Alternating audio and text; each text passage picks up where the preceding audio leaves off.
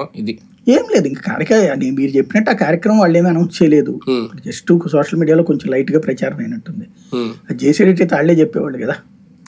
కాకపోతే ముందే ఏంటంటే నాయకుల సంగతి చూసుకున్నారు. నాయకులు వెళ్ళిపోయేటట్టు ఇప్పుడు ఎమ్మెల్సీలు వెళ్ళిపోబోతున్నారు నాకు తెలిసి, స్థానిక సంస్థలకు సంబంధించిన వాళ్ళు వెళ్ళిపోబోతున్నారు. వాళ్ళందరినీ ఆపగలుగుతాడు ఆయన? ఆపలేడు. ఎందుకంటే ఇప్పుడు రాజకీయం 2 తెలుగు రాష్ట్రాల్లో కూడా ప్రాంతీయ రాజకీయం ఎట్లా ఉందంటే అధికారంలో లేకపోతే, అధికారంలో పార్టీతో లేకపోతే మనం ఏం చేయలేం పబ్లిక్కి అనేటువంటి ఫీలింగ్ వచ్చింది. అది జగన్ కూడా సృష్టించాడు కదా. జగన్ ఉన్నటువంటి సందర్భంలో ప్రతిపక్ష ఎమ్మెల్యే స్థానంలో కూడా పెన్షన్లో వెళ్ళాయి ప్రతిపక్ష పార్టీ వాళ్ళు కూడా. కాకపోతే ప్రతిపక్ష ఎమ్మెల్యేకి ఆ ఛాన్స్ ఇవ్వలేదు కదా, వాలంటీర్ డిసైడ్ చేశాడు.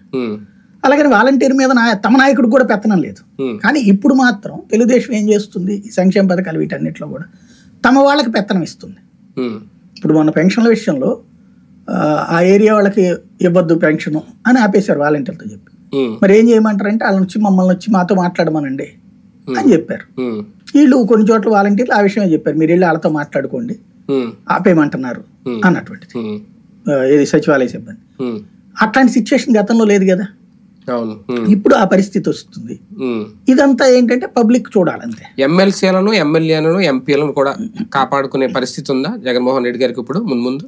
ఉండదు నాకు తెలిసి. ఆ విషయంలో తెలుగుదేశాన్ని చంద్రబాబు గారిని మెచ్చుకోవాలి. అంటే మాతో నాయకులు టచ్ లో ఉన్నారు, ఎమ్మెల్సీలు టచ్ లో ఉన్నారని టీడీపీ చేస్తున్న ప్రచారం ఓన్లీ ఒక అలర్టేనా, థ్రెట్టేనా, నిజంగా లేదా? వెళ్ళిపోతారు. నేను చెప్తున్నాను కదా, ఇప్పుడు చంద్రబాబు గారిని ఆ విషయంలో మెచ్చుకోవాలి. ఆయన దగ్గర నుంచి కేవలం 4 ఎమ్మెల్యే